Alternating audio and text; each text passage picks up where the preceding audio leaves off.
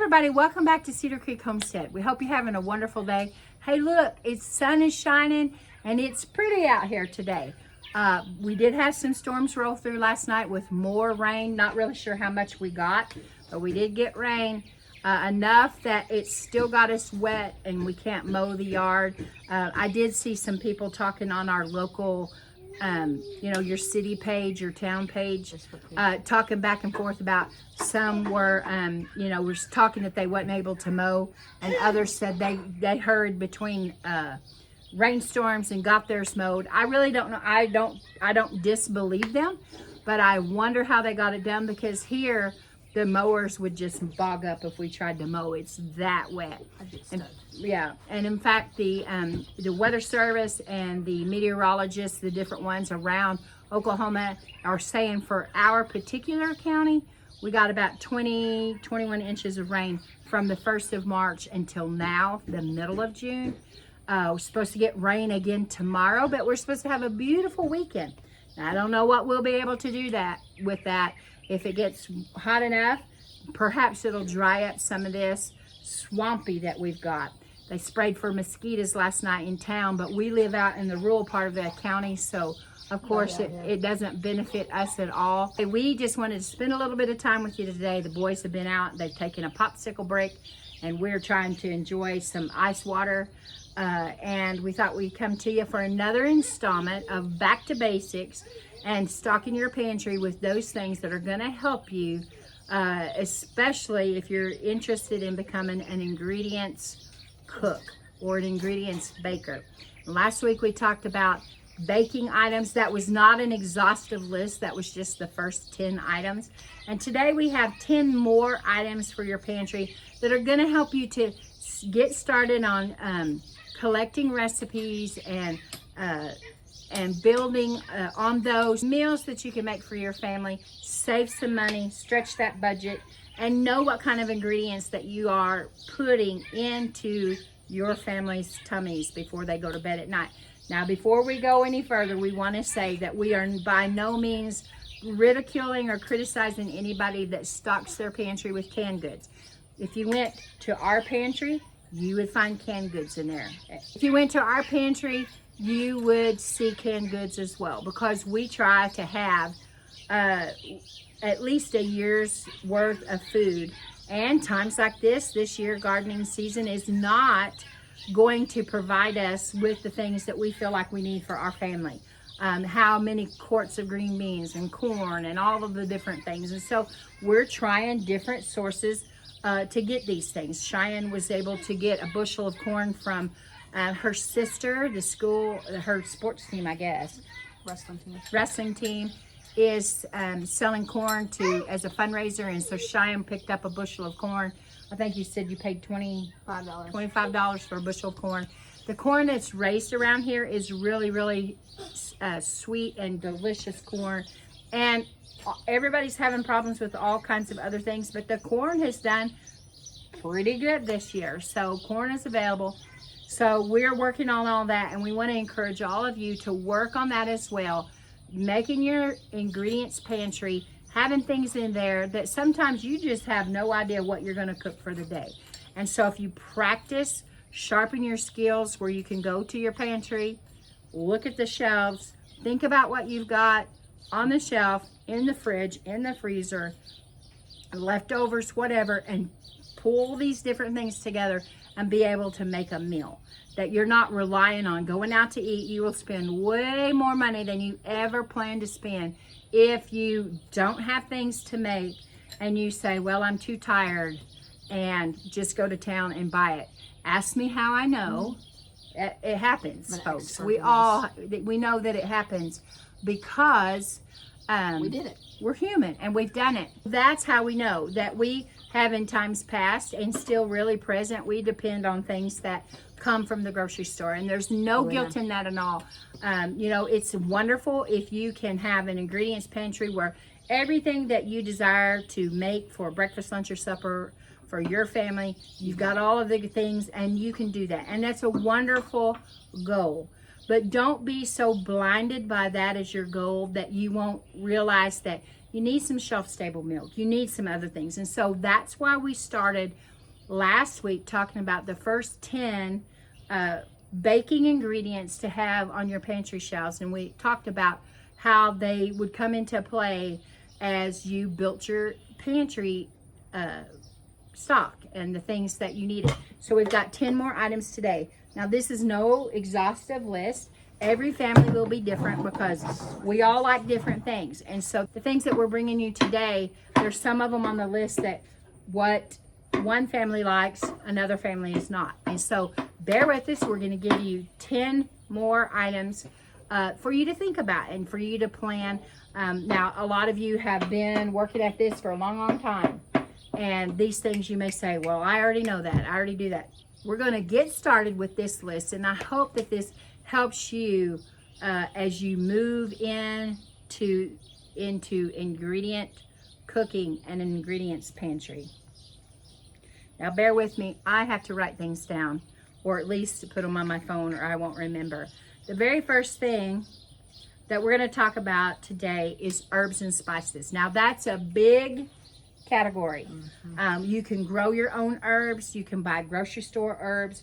You can go to the farmer's market and find some pretty good herbs that people have grown. And we all have things that we like, things that we don't. When we say herbs, we're talking about rosemary, basil, oregano, cilantro. Cilantro. I don't like cilantro. What I will challenge you to do, begin to research what spices, what seasonings, no, not seasoning, what herbs and what spices complement the different meals that you're preparing. I love pepper, black pepper, but I do not like pepper on beef. And everybody that I tell that to thinks that I'm really weird. I don't like lots of pepper, but yeah, I don't like pepper everything. Right, I don't like pepper on hamburger meat. I don't like pepper on steak. Now, if you go out to eat and you get it, you just have to deal with it. But if I'm making it myself, I usually won't hit it with pepper At all. But you'll be, every family is different, and everybody's preferences are going to be different. A lot of people like cilantro. It tastes like soap to me. That's just a chemical thing with my body, so I don't care for it. I don't want my food to taste soapy. But that's something that is a homework assignment for you, is to begin to research the different herbs and spices. And you might try to sample some of them before you grow a whole bunch, because you don't want a whole bunch of basil if you don't like basil. And there's a lot of different basils, cinnamon basil and Italian large leaf basil. Yeah, Thai basil. There is holy basil that people make tea out of, and all kinds of different ingredients that you can use to pad your pantry. Now, spices are going to include different kinds of peppers, red pepper flakes, paprika, chili pepper, all of those things, and chili powder, and all of those different things that you use for different, if you make chili, if you make Mexican, if you make American, if you make Indian, if you make all these different things. But make sure that you like it before you go, because spices and herbs are not cheap. So make sure that it's something that you like. That's all you have to do, is make sure you like it and learn how it complements the different things that you're baking. I don't like sage. And I know people that are heavy-headed with sage. They're good cooks. They're very good cooks. But you let Thanksgiving roll around and then make a pan of dressing, bless you, and they will overdo the sage. And I don't really care for it very much at all. I don't really want my dressing to be green. I don't like dressing. So there you go. So every family is going to be different. Now, the next thing that we're going to talk about is seasoning blends. And where Cheyenne was talking about chili powder, then you got to turn your attention to chili seasoning and other seasonings that are, you could basically say, spice blends, because they've taken different spices and they've combined them together. And you can get those at the grocery store. You can order them on Amazon, or you can order them from some of these different spice and seasoning companies. But it's extremely easy to make your own seasoning blends, to make dip, to make ranch dressing for people that love ranch dressing, for marinades when you're going to put meat in a Ziploc bag and pull different things together along with your seasoning blends and make a marinade that you can freeze to pull out later for a casserole. One of the seasoning blends that Cheyenne really likes is that everything bagel. Oh. And I so still don't know what all goes in it. yeah. So one of the things that you can do is read the labels on the products that you like. No, so And there's all kinds of pantry mixes that you can make, gravy mixes. So herbs, spices, and seasoning mixes would be one of the first things that we would suggest that you get. the next thing on the list is vinegars. White distilled vinegar, apple cider vinegar, balsamic vinegar. Oh, I love balsamic. She loves balsamic vinegar. I don't know that I've ever tried it, and I keep saying yuck. Chicken. Every time good. she talks about it, I say yuck. But I can't get myself to try it yet. The next thing we're going to talk about is vinegars. Vinegars is something that we use a lot of. White distilled vinegar, apple cider vinegar, balsamic. Balsamic. Yeah, I can't ever say it right. Yeah, that vinegar, she loves it. I have not ever tried it. I say yuck every time that we talk about it. But vinegar plays a lot of things, a role in a lot of things that you make. Homemade salad dressings, pickles and relishes that we can. Some people use it in marinades, oil, vinegar, that kind of thing. It's medicinal. It's medicinal. I use vinegar for cleaning. A lot of times I put vinegar in my laundry. You can make a good just all-purpose cleaner with vinegar, and obviously other things that you add to it. But vinegar is a very good staple to have in your kitchen. If you're doing any kind of pickle or relishes, you have to have vinegar. Some people don't like vinegar. It took me a long time to realize what vinegar could do for you. I didn't like the smell of it. I really wasn't a big fan of the taste of it. If you're into hot sauces, people put vinegar in their hot sauces. I do not like a strong vinegar hot sauce, but for those of you that like a strong vinegar taste, you might like it.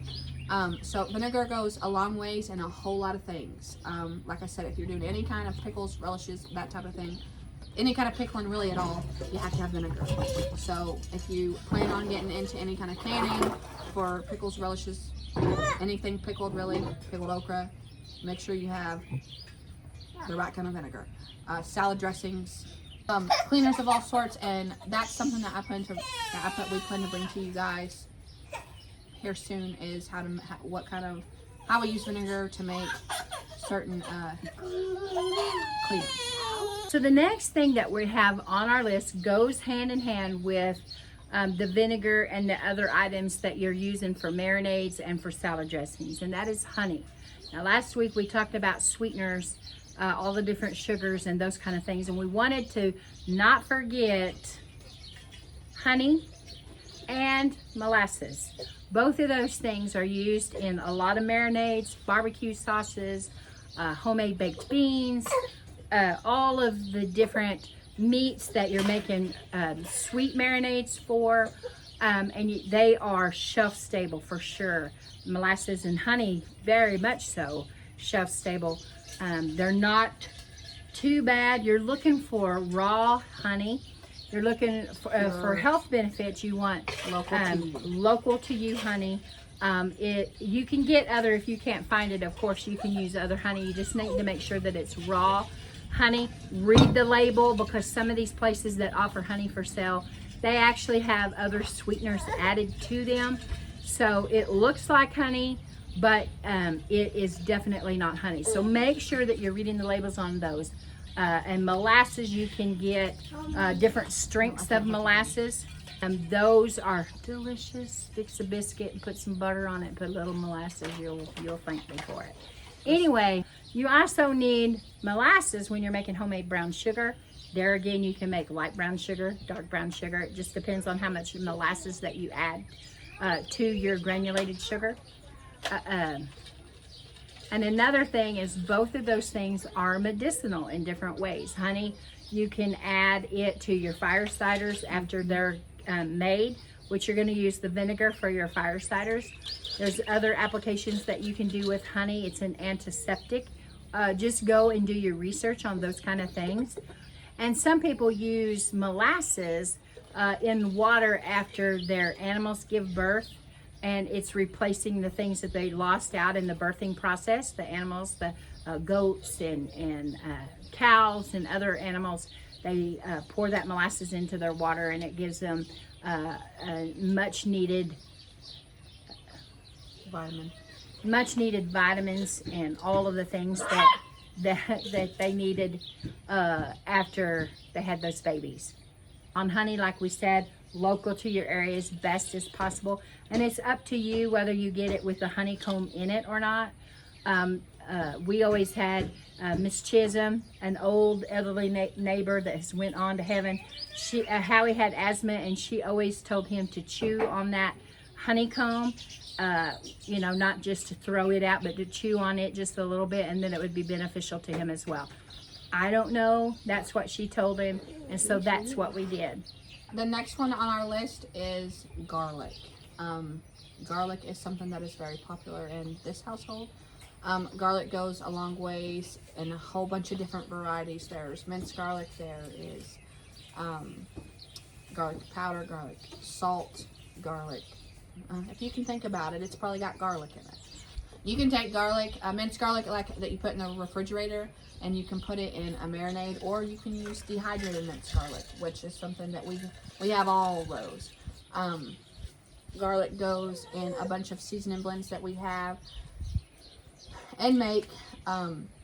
Garlic goes on just about everything that if it's cooked in our household, it's got garlic salt or garlic powder of some sort in it. And sometimes, depending on what I'm cooking, it's got minced garlic and garlic salt in it as well. Okay, Garlic also goes in fire starters that you make. They say, and I've tried it one time and I still don't know how I feel about it, that you can take a garlic clove and eat it, and it's supposed to be really good for you. Pickled garlic is delicious. Yes, it's a different flavor. I don't know. Like I said, I haven't decided if I love it or I hate it, but it's a different flavor, and it's very strong. Now, pickled garlic is one of those things that I'm still studying about, because I had plans to jar up pickled garlic because a couple of the grandsons really like the pickled garlic that's left in the bottom of a jar of pickles that we make here on the homestead. And but I have read conflicting information about whether it's safe or not, so I'll be doing some research on that before I ever do that. Wouldn't want to make my family sick. I wouldn't want to give you information and make your family sick, so that is something that I'm still researching. But eat that piece of garlic in the bottom of your cans of pickles. It is delicious. So the next thing on our list is beans and other legumes. Cowpeas, black-eyed peas, red ripper peas. I love cowpeas and black-eyed peas. Now, Cheyenne, not so much, but she will eat beans. Yeah, I like She likes beans. So you can keep those on your shelf in several ways. You can use them. You can keep them stored dry in a 5-gallon bucket, in a Mylar. You can put them in a jar in the house, like what you would put in a pot at one time and cook. You can can them. That's really my favorite way to make them. You can go to your shelf and pull those beans off when you don't have time to cook a pot of beans, because we all know that you have to kind of prepare ahead of time. If you're going to cook a pot of beans, they're going to have to cook all day. And if you're in a stressful situation or a rush situation or an emergency situation, you definitely don't have the time to let a pot of beans cook. So if you've got them canned on the shelf, that's any kind of bean, that's any kind of cowpea, you can can those and have them fresh, or have them for your family. And so if you have canned beans on the shelf, you can pull them down and you can make homemade refried beans, and they are so good. They're just as good as if you went to the Mexican restaurant and ate them.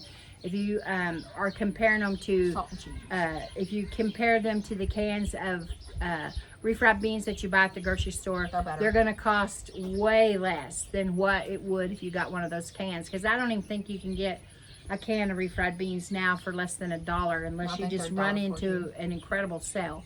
So that's something else for us to learn, is to cook those beans and make you a skillet of refried beans. It's not hard. Just let us know down in the comments if you're interested in seeing how to make homemade refried beans. And just think of it. If you can make tortillas, you pull down your items off your pantry shelf that you need to make homemade tortillas, and you can pull off the beans off your shelf that have already been canned.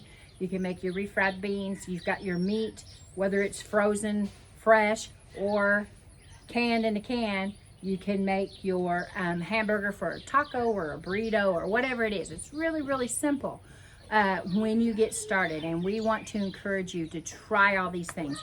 Now, the black-eyed peas, the same way you can cook them and have them on your shelf. The trick to all these things, I will tell you, once you get them canned, don't worry about putting a lot of seasoning in them when you can them. In my opinion, when you take them out, you put them in your crock pot, or you put them in your Instapot, or you put them on the stove. That's the time to really season up your beans to whatever it is that you're going to use the beans for. Sometimes you just want a home-cooked meal and you want beans. Other times you want it seasoned like Mexican, and if you've already got seasoning in all of your beans, then you don't have anything that's going to taste good alongside just a plain old country meal, because they're going to taste like they're Mexican beans. Anyway, all kinds of beans, ranch beans, baked beans, all of those things, pork and beans can all be canned. It's a really easy process, and I think that you will enjoy cooking them. Now, you have to use the pressure canner, but if you can get over the fear of using your pressure canner, I think you will enjoy having the variety on your shelf that you can just pull off and use at a moment's notice. Something else to have in your pantry is pasta and rice. Some people can make their own pasta and rice, which that's something that not rice, their own pasta. That's something that I'm trying to learn to do. But if you don't have the time, or you just simply don't want to, pasta is pretty cheap. It's a cheap ingredient to buy, and it goes it goes a long ways. It's a good way to stretch things. Rice is also a good way to stretch things. As it is a starch, but it does stretch things when you're in a bind. Well, rice is also a stretcher, as you said, but in meat, you can put rice in your hamburger meat and stretch it when you're making burritos or you're making other things to make it go further. So to make rice and pasta, what do you need? I mean, not rice. You're not making rice. To make pasta, there's a few things that you need. To make pasta, really all you need is flour and egg. That is all that it takes to make homemade pasta. I have not mastered the art yet, but I am working on it. I will figure it out. Now, my proportions are off. My eggs to flour ratio is completely off, and she's working on it. Kind of like I am working on. I am 55 years old now. I've had a birthday in the last few weeks, and I have not mastered. I don't care how easy people say it is. I can't do it. I cannot make homemade mayonnaise. There is my confession for the day. I cannot make homemade mayonnaise. I think some of her problem is that she's comparing homemade mayonnaise to store-bought mayonnaise. And it's not going to taste the same. I have a brand that I was unfamiliar with until a sweet subscriber, Miss Dana, sent it to us. And now I really, really like that mayonnaise. More so, I wasn't really a mayonnaise eater. We always had, my mama liked mayonnaise, but we always had Miracle Whip. But I have grown accustomed to this mayonnaise, and I really, really like it. Well, I've tried. When Howie was still with us, we tried 3 or 4 batches in one day of mayonnaise, and we just kind of looked at each other like, well, we didn't like it. So I have not mastered mayonnaise yet, but I'm going to be like the rest of you. I'm not giving up. I am going to master making mayonnaise. So there are ingredients when you are making homemade pasta, like she said, eggs and flour. If you stretch your boundaries on your pasta making, where you're making shapes and you're making other types, your ingredients are going to change a little bit. You're going to need some dyes so that your dough is extruded through those to make the different shapes. But we're getting the basics down first, and that's what we're trying to encourage all of you to do, is to get the basics down. But don't feel bad if you have to go to the store and buy spaghetti or elbow noodles or shell noodles or rigatoni or any of those things. Pasta is relatively cheap. It's easy to store. And you're going to have something that you can put 100 kajillion different types of sauces and stuff on those. Even just the butter sauce is going to taste good on the different kinds of pastas. And I'm going to tell you, some people will go for, if you're a person that is looking at rice especially, I've noticed, I have not really paid attention to pasta, but rice specifically, if you're worried about additives at all, I have noticed, me and Blake, when we were down in Louisiana, did a whole lot of shopping when it comes to additives and things that weren't just pure rice or just pure pasta. No, son. But rice specifically, I noticed that I know that people are going for like the Great Value brand, which is fine.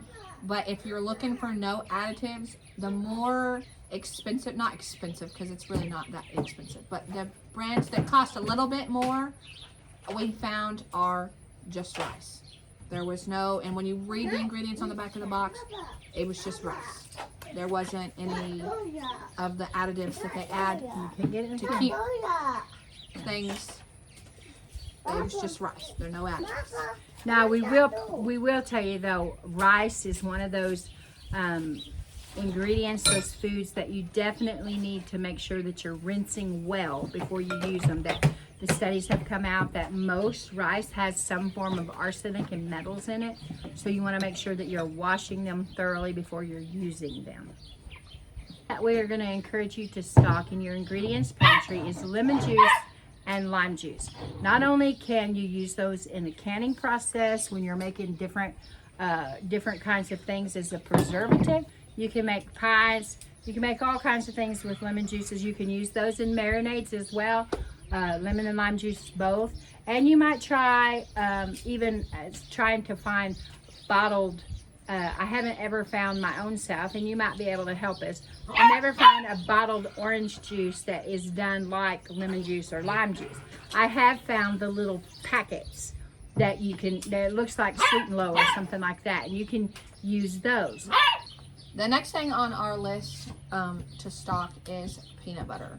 Peanut butter, my boys love peanut butter. Their daddy have got them into eating peanut butter and syrup. So if you will let them, they'll eat peanut butter by the spoonfuls. But peanut butter goes in a lot of things. No bake cookies, peanut butter cookies, obviously. It's a protein. It's a good protein source. Yeah, peanut butter is something that is also good for people who have like hypoglycemia. I went to school with a girl, and when I tell you she carried a jar of peanut butter around, it helped. So peanut butter it's a good protein. It's also sort of sweet, so if you're on, it does have sugar, it's got sugar in it, but if you're on, like Blade, when he goes on a diet, and he wants something sweet, he will eat peanut butter by spoonfuls, because it's got a sweet taste to it, and so if you have a sweet tooth, it kind of kicks that. And it keeps him from wanting anything that's got a bunch, a bunch of added sugar into it. There are alternatives for peanut butter. There is a no sugar added peanut butter.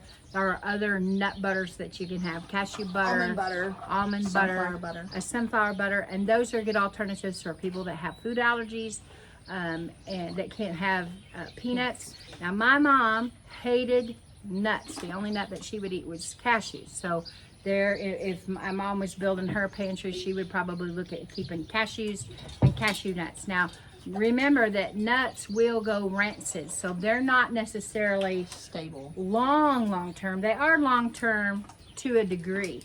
Now if you have nuts in the raw, I put mine in the freezer. Pecans are in the freezer, walnuts in the freezer, everything is in the freezer.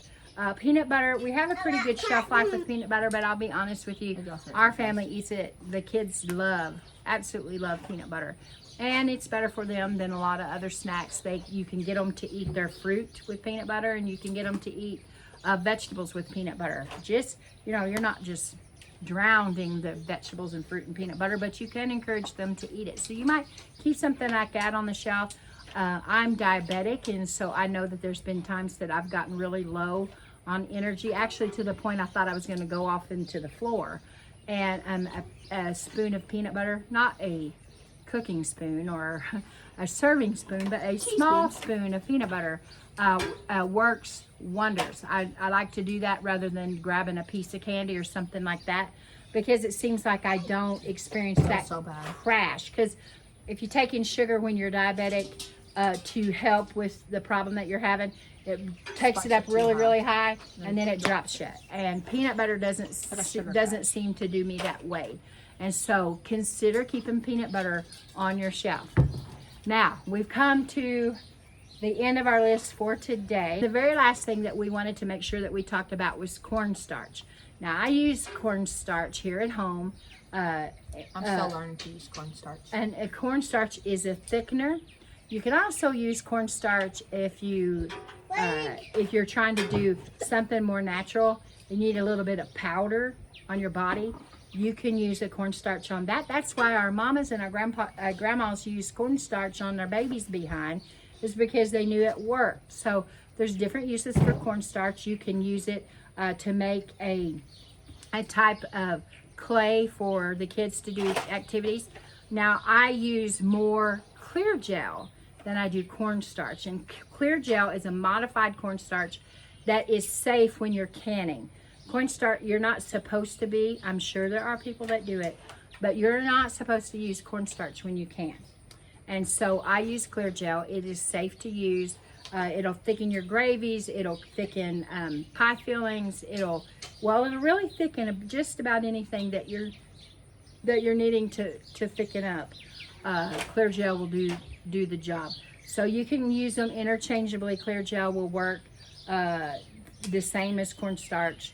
And people bread meat with cornstarch. I've seen people bread meat with cornstarch. Well, not just cornstarch. Right. It does a crisp like what the Chinese restaurants do. Yeah. I've never done it, but so we hope that you've enjoyed this next 10 items. Might have been an extra or two in there, but anyway, these items that we encourage you to stock your shelf with. And we hope that we're bringing you something that is beneficial to you, something that maybe you're just getting started and you don't know where to jump in at. Here's the opportunity for you. Here's a way for you to say, I'm going to start making some of these things myself and try to save a little money. Now, I will admit, when you first get started and you go out and you buy your ingredients, it costs you a little bit up front. But you're going to find out that it's going to last you a lot longer. The container or the ingredient is going to last you longer than a one-time use. And so we challenge you, we encourage you to try this. The 10 ingredients from last week, 10 ingredients from this week, and we're going to try to be bringing other items into you that will encourage you along your journey. Now, we also have items for canning that we can share with you. We have dairy products that we can share with you, so that you can kind of get an overall view of what items that you would like to keep stocked, so that you at any moment can go in and pull stuff off the shelf and put a meal together for your family and for those that have their feet under your tables. So until next time, guys, this is Josie and Cheyenne. We love you. We really do. Keep looking well to the ways of your household. And until next time, we're gone.